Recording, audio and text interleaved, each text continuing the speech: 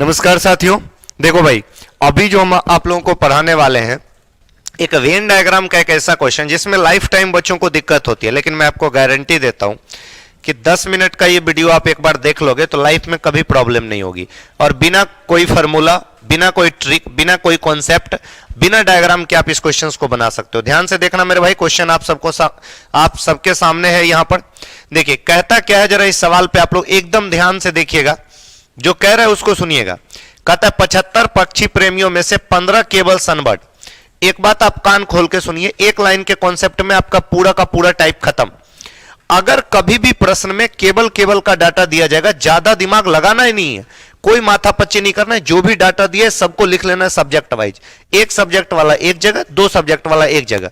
जैसे बोलता है कि 15 केवल सनबर्ड, यानी कि अगर केवल सनबर्ड की बात करेगा तो सनबर्ड वाले 15, फिर कहता है 10 केवल फ्लाई कैचर, यानी कि यहां पर जो हमारे पास फ्लाई कैचर वाला है इसकी संख्या जो है वो मेरे पास 10 है। फिर कहता है कि 12 सनबर्ड और नट है, तो दो चीजों के बारे में बात कर रहा है, तो दो सब्जेक्ट वाला एक जगह लिखिएगा। तो फिर हो जाएगा, यहां पर हो जाएगा सनबर्ड, यहां पर हो जाएगा सनबर्ड और प्लस में हो जाएगा नट हैच। सनबर्ड और प्लस में नट हैच, इसकी संख्या हो गई 12। फिर कहता है 15 केवल बी ईटर, इसकी संख्या हो गई हमारी 15। ये बात हमें क्वेश्चंस में कह रहा है। पहले डाटा चुपचाप लिखिए और कुछ नहीं करना है। 13 सनबर्ड और बी ईटर, 13 जो है वो सनबर्ड और प्लस में बी ईटर, इसकी संख्या हो गई 13। ठीक है, नेक्स्ट कहता है 5 फ्लाई कैचर और नट हैच। 5 जो है वो फ्लाई कैचर और नट हैच, तो यहां पर हम लोग लिख लिए फ्लाई कैचर और प्लस में नट हैच, इसकी संख्या हो गई 5। बाकी जो बच गया वो केवल नट हैच, यानी कि ओनली नट हैच में। तो सबसे पहले ये पता करिए कि हुआ कितना, तभी तो बचा हुआ जानेंगे ना, क्योंकि टोटल जो लोग है वो 75 है, तो इसको जल्दी से जोड़िएगा। तो जल्दी से जब जोड़िएगा तो 15 15 30 और 10 40 और 5 होता है कितना, 45। और 45 और 13 12 यानी कुल मिला के 70 हो गया, तो बचा 5। मामला खत्म, सब लिख लिए। अब हमको क्या करना है कि जो भी सवाल पूछ रहा है उस पे ध्यान देना है, क्योंकि सवाल बन के तैयार हो गया। कहिएगा सर बड़ा अजीब ट्रिक है। बिल्कुल, वेन डायग्राम तो बनाना ही नहीं है, बिल्कुल भी डायग्राम मत बनाइएगा। कहता है कितने पक्षी प्रेमी बर्ड, केवल एक पक्षी, यानी कि एक पक्षी वाला जहां जहां है सबको जोड़ लीजिए। यहां एक पक्षी वाला सब लिखा हुआ है, 15 15 30 30 15 45, तो ये हमारा आंसर हो गया 45, ऑप्शन नंबर सी। खत्म किस्सा। सवाल नंबर अगला, नटहैच पसंद करने वाले और बीटर पसंद करने वाले का अनुपात बताइए। नटहैच जहां जहां है सब जगह जोड़ लीजिए, जहां जहां नटहैच है। यहां नटहैच है 5, उसके बाद यहां है नटहैच 5, तो 5 5 10, यहां नटहैच 12, तो 10 और 12 कितना हो गया 22, तो और कहीं नटहैच है ही नहीं, तो नटहैच वाला टोटल हो गया मेरा 22। फिर कहता है बी ईटर, तो जहां जहां बी ईटर है वहां वहां जोड़िए। यहां है बी ईटर 15, इसके अलावे बी ईटर हमारे पास यहां है 13, तो 15 13 कितना होता है 28, यानी कि 22 रेशियो 28 को रेशियो में अगर हम बदलेंगे तो ये हो जाएगा 11 रेशियो 14, यानी कि ऑप्शन नंबर ए। खत्म किस्सा, कुछ करना ही नहीं है।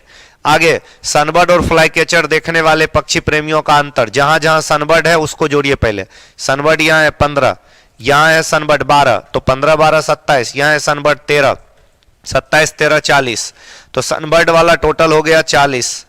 और फ्लाई कैचर वाला जहां जहां फ्लाई कैचर है जोड़िए।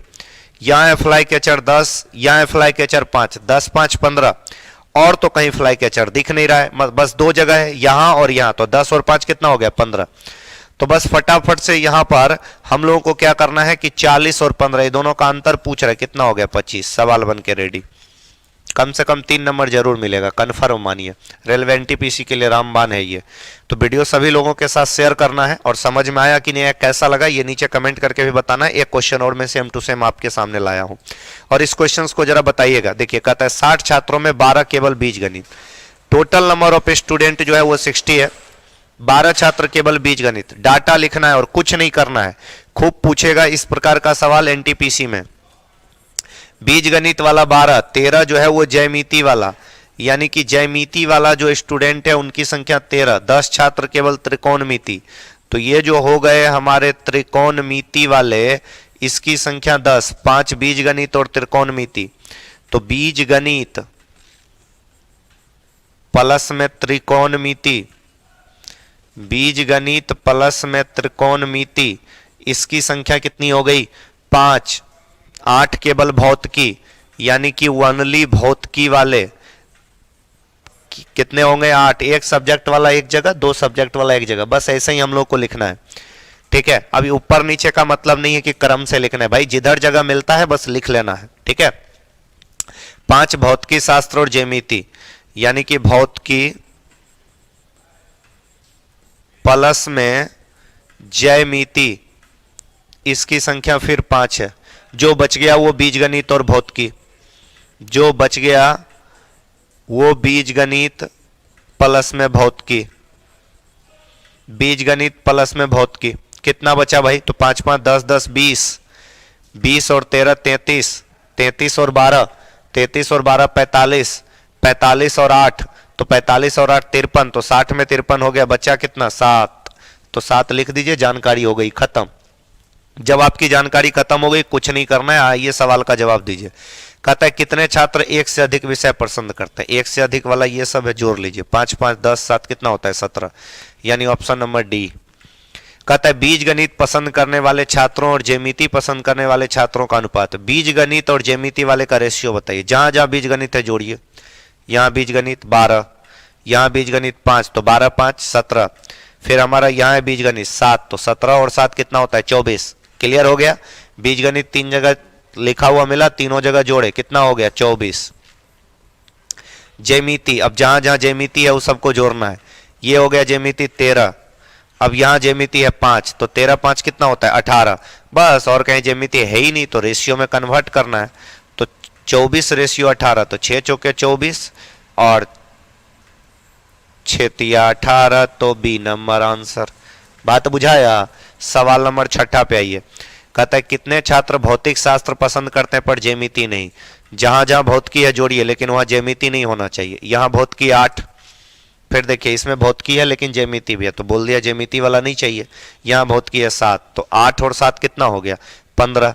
मतलब ऐसे लोग जो भौतिकी पसंद करते हो पर ज्यामिति नहीं, तो कितना हो गया 15, यानी सी नंबर। तो बोलो मेरे भाई क्या समझ में आया कि नहीं आया।